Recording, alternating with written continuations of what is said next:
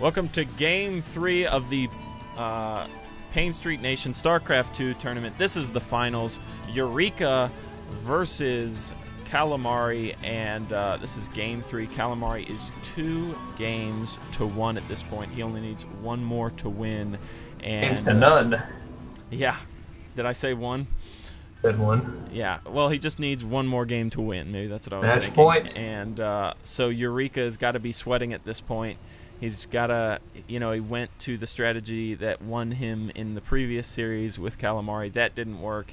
He needs to rethink his strategy perhaps and play a different game against his opponent. Map is Crevasse, and the lower left is Kammalleri, the yellow Protoss, and then the lower right is Eureka, the Terran. So they are close as the bird flies, close spawning positions on this map, being that it is Crevasse with these destructible rocks. Unless they are destroyed, everything by ground has to come through the middle of the map, so the close positions won't have as much of an impact on the game.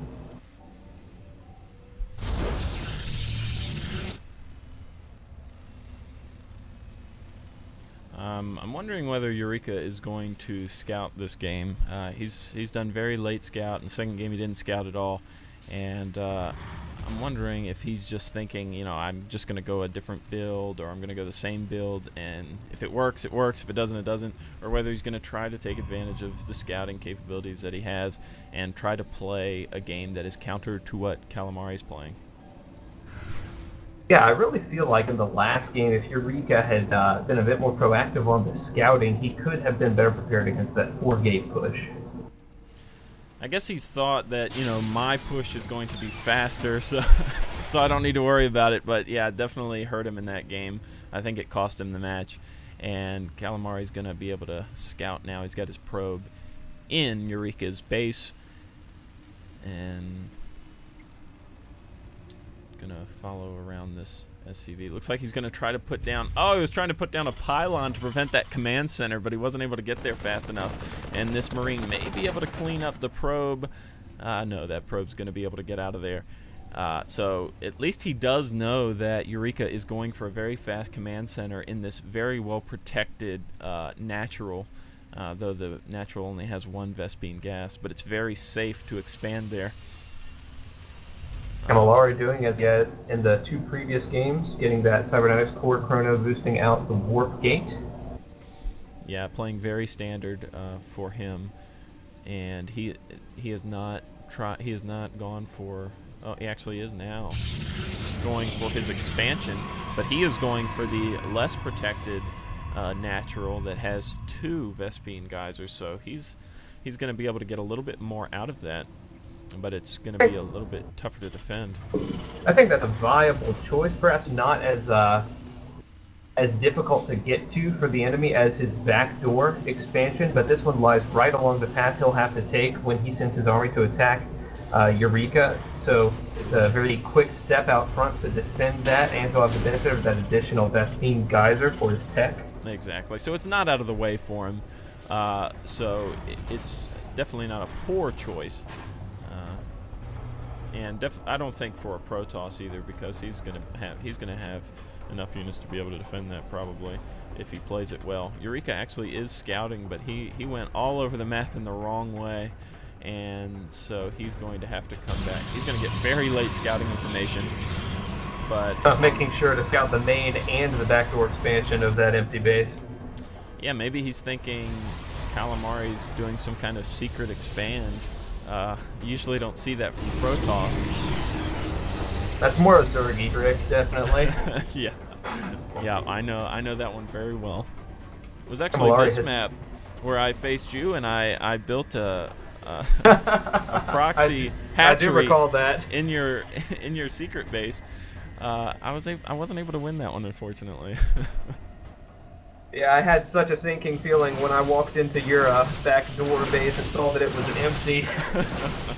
Look at this with Kammalleri. He's got that proxy pylon very close to Kammalleri or Eureka's base, and he's actually got 4 stalkers right outside, and not gonna be able to do any kind of damage here. These bunkers are gonna well protect Eureka. Kammalleri with a bit of a contain there. He's running his stalkers back. I'm not sure why, but he's got his second base up and mining. Has not taken any geysers on his second base yet, though. Eureka still has that SCV hiding in the small natural of Kamalleri's base. And that he's going to be able to, anytime he wants to, sneak down into this bottom base and get a little bit more scouting information. Kammalleri wisely going with the double forge. I like that play. I like doubling up on the attack and armor upgrades. Makes you have a very strong army in the late game, I feel. Yeah, I think he's figuring that this game may be going a little bit longer than the previous game, which was about 5 minutes long, because he's seen that Eureka is bunkering up pretty heavily, maybe turtling in a little bit, and so he's taking advantage of that. And he did get a lot of scouting information with that SCV before it perished. At the income, it's actually, Eureka is ahead in the income right now. No doubt because of those mules. And he was able to get his expansion up a little bit earlier, so he's Kammalleri saturated. Kammalleri has got his advanced forward pylon here for reinforcements on this location at the edge of the cliffs.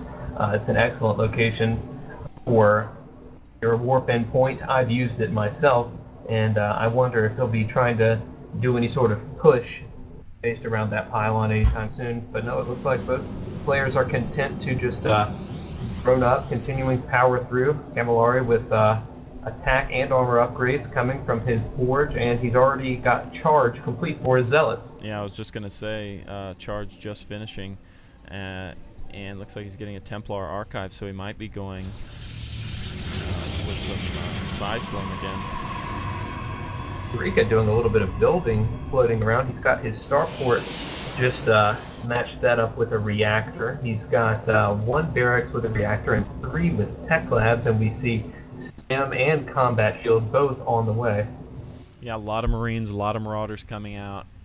So I think he's primarily going to go with Marine Marauder Medic at this point. And if you look at Kamalleri's base at his natural, he does still have those 3 zealots there for that moral support, as you were saying, Executive.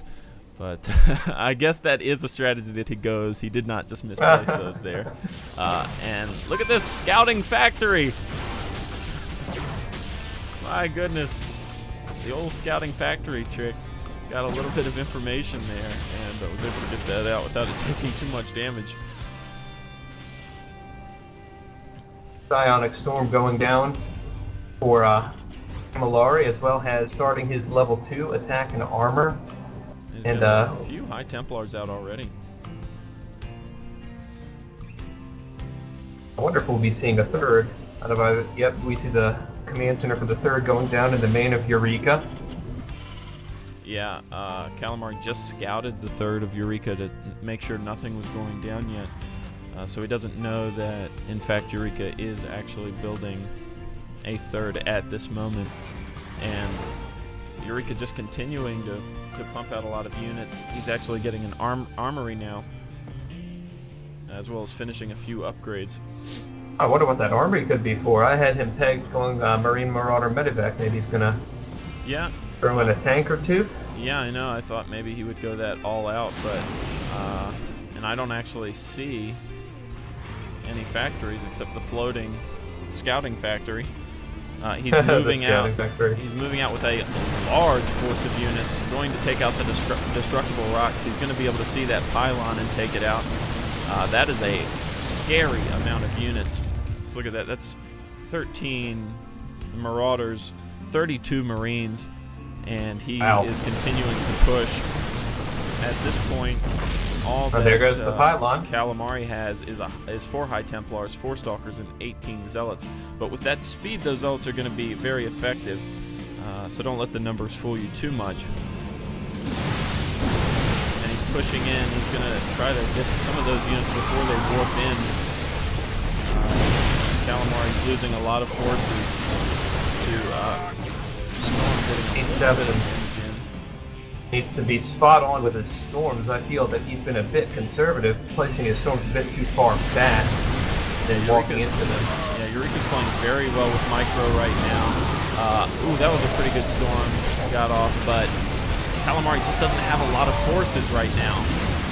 And too many of Eureka's men are still alive. This natural is going to go down very quickly with those units who have stemmed.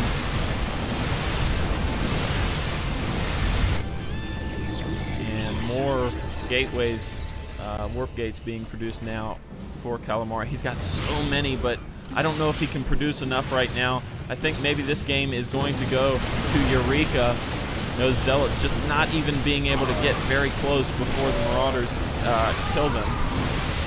There's the GG, and wow, Eureka was actually able to do it. He played a very good game there. I think for him, the fact that Kammalleri wasn't able to come in and do any kind of harass to him really helped him out a lot. I mean, he was able to stick to that 2 base pretty much the whole game. No players really harassing, but I think Kammalleri was hoping to get a little bit later into the game before he had his brute force, and Eureka was able to take it. Eureka here showcasing brilliantly the strength of Marine Marauder Medevac. Such a versatile combination from Terran, and so powerful because Marines and Marauders are both Tier 1 units. Exactly. I think maybe if I don't know exactly what Kammalleri could have done. I think maybe a few more Zealots. I think he was just on the cusp of creating a lot more units, but Eureka's timing was just really perfect, I think. Really an ideal timing push before Kammalleri went into super awesome army producing mode. Perhaps he was a little slow getting the units out. All right, ladies and gentlemen, we will be going into Game 4. See you very soon.